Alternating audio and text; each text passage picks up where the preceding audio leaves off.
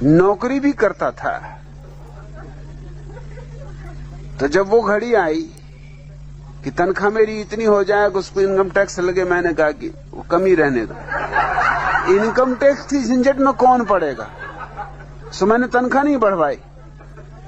जब वो ज्यादा ही जिद करने लगे कि तनख्वाह तो बढ़ेगी ही, क्योंकि वो तो नियम के अनुसार, तो मैंने कहा इस्तीफा ले लो, मगर इनकम टैक्स वो मैं नहीं दूंगा, अपनी जिंदगी में मैंने नहीं दिया। कौन इस झंझट में पड़े।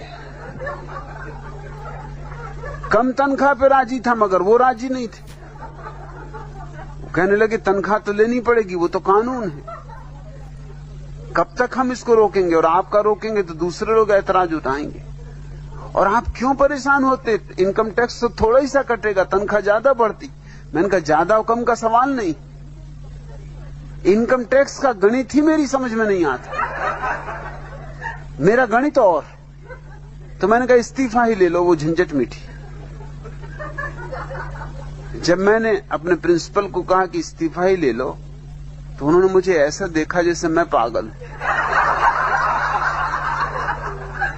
मैंने उनसे कहा ऐसे मत देखो, हालत बिल्कुल उल्टी है, पागल तुम हो।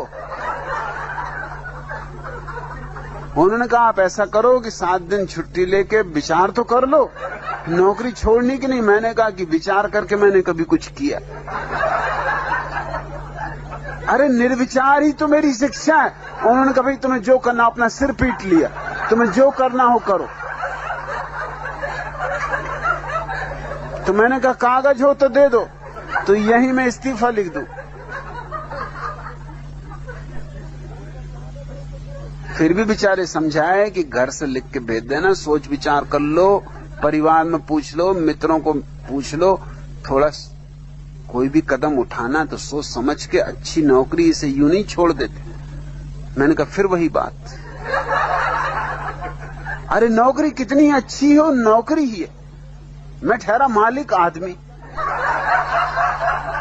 और क्या तुम सोचते हो कि तुम्हारी नौकरी में कुछ खाक नौकर था? उन्होंने कहा ये तो मैं भी मानूंगा कि नौकर तो तुम थे, लेकिन नौकर तुम थे नहीं, क्योंकि मैंने कभी छुट्टी की दरखास्त नहीं दी और जब चाहा तब छुट्टी पर रहा। सच पूछो तो महीने में 15 दिन छुट्टी।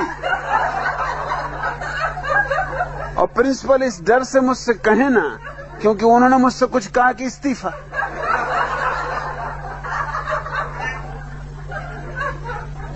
और विद्यार्थी मुझे प्रेम करें तो वो कहें 15 दिन आए तो भी ठीक, जितने दिन आए उतने ही ठीक।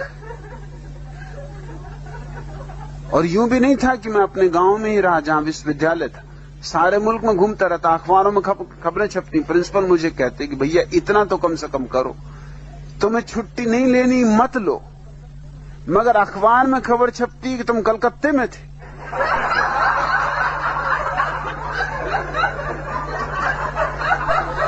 और यहां हम दफ्तर में दिखा रहे हैं, तुम हमें फंसाओगे, फांसी लगवाओगे।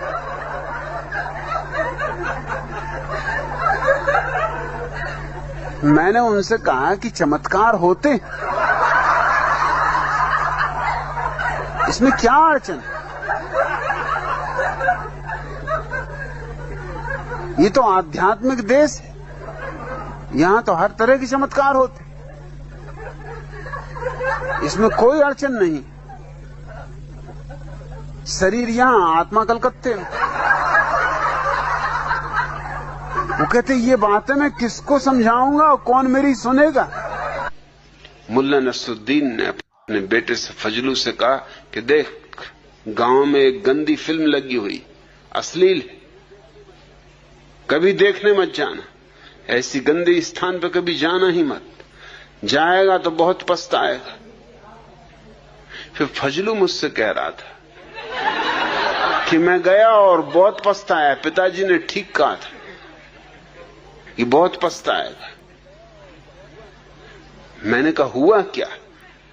उसने कहा हुआ ये कि पिताजी ने जो कहा था सब ठीक निकला। उन्होंने 2 बातें कही थी, एक तो ऐसी चीजें देखने मिलेंगी जो नहीं देखनी चाहिए, और दूसरा कि बहुत पछताएगा। दोनों बातें हुई, उनका फिर भी मैं समझूं कि क्या क्या हुआ। उन्होंने कहा पहली बात तो ये हुई कि पिताजी वहां देखने को मिले। उन्होंने कहा था कि ऐसी चीजें देखने मिलेंगी जो नहीं देखनी चाहिए। और दूसरा, मुझे देखते ही उन्होंने पिटाई की कि तू यहां क्यों आया। सो बहुत पछताया भी। हालांकि पिटते हुए मैंने इतना जरूर पिताजी से पूछा कि आप क्यों यहां आए, तो उन्होंने कहा मैं तुझे देखने आया कि कहीं फजलू गया तो नहीं है। क्या क्या मजे दुनिया में चलते हैं।